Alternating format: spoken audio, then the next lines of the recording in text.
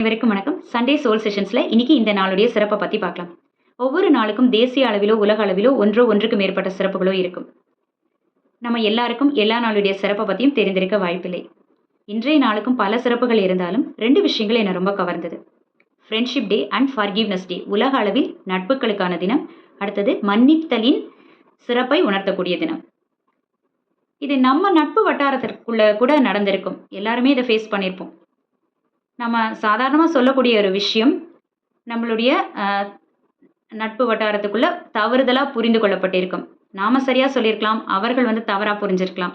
இல்லை நாம் ஏதோ ஒரு கோபத்திலோ இல்லை ஒரு விரக்தியிலோ பேசின வார்த்தை அவங்கள ரொம்ப ஹர்ட் பண்ணியிருக்கலாம். இதனால் பல வருடங்களாக தொடர்ந்த நட்பு ஒரு திடீர்னு ஒரு விரிசல் வர ஆரம்பித்து முற்றுப்புள்ளி வைக்கக்கூடிய ஒரு நிலைமையில கொண்டு போய் நிறுத்தியிருக்கும். இது நட்பையும் தாண்டி உறவுகளில் கூட இதெல்லாம் நடந்திருக்கும். இன்னைக்கு ஃபர்கிவ்னஸ் டேல அந்த மாதிரி நட்புகளோடையோ உறவுகளோடையோ நம்மால் அந்த மாதிரி ஒரு பிரிவு ஏற்பட்டிருந்தால், ஒரு பிளவு ஏற்பட்டிருந்தால், முடிஞ்சா அவங்களோட நம்ம பேசலாம், அவங்கள கூப்பிட்டு மன்னிப்பு கேட்கலாம்.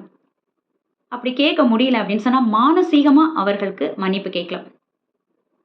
அடுத்த விஷயம், நமக்கு யாராவது நம்மளை ஹர்ட் பண்ணியிருக்காங்க, நமக்கு யாராவது கெடுதல் பண்ணியிருக்காங்க, இன்னைக்கு நம்ம நல்லா இருக்கும் அப்படின்னா அவங்களையும் மானசீகமாக மன்னிக்க பழகலாம்.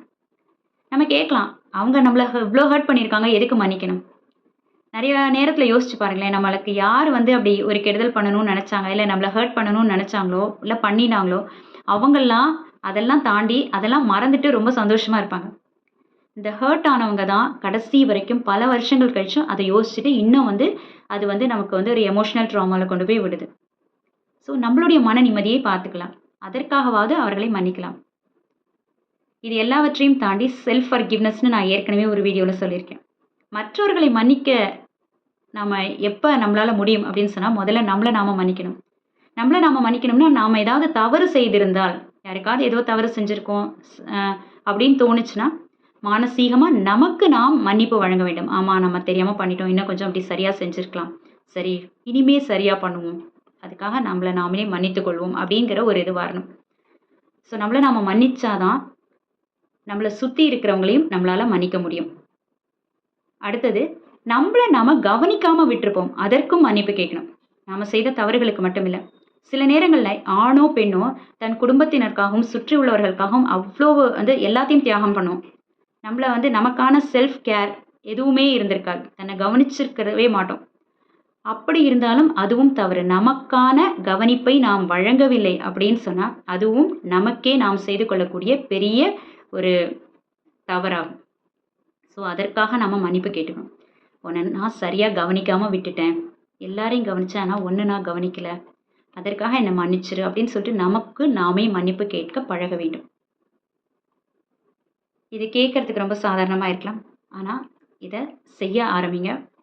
ஒரு பெரிய மாற்றம் இது தினசரி செய்து வர ஆரம்பிக்கும் பொழுது நமக்குள்ள பெரிய ஒரு மாற்றம் ஏற்படும். மனதளவில் ஒரு பெரிய நிம்மதி, ஒரு நம்பிக்கை எல்லாமே வளரும். எப்போ செல்ஃப் ஹீலிங், நம்மளை நாம் அந்த எமோஷ்னல் ட்ராமாலேருந்து வெளியில் வருவோம், நம்மளை அப்படி ஹீல் பண்ண ஆரம்பிக்கும் பொழுது நம்மளை சுற்றி இருப்பவர்களும் நம்மளுடைய அந்த வைப்ஸ்னால அவர்களும் நமக்கு ஈவன் எவ்வளவு கெடுதல் செய்திருந்தாலும் நம்மளுடைய வைப்ஸ் அவர்களையும் ஈர்க்கும். அதனால் அவர்களும் ஹீல் ஆக ஆரம்பிப்பாங்க. நம்மளை சுற்றி இருக்கக்கூடிய சூழ்நிலை ரொம்ப அமைதியாக இருக்கும். முயற்சி செய்து பார்ப்போமா? நன்றி.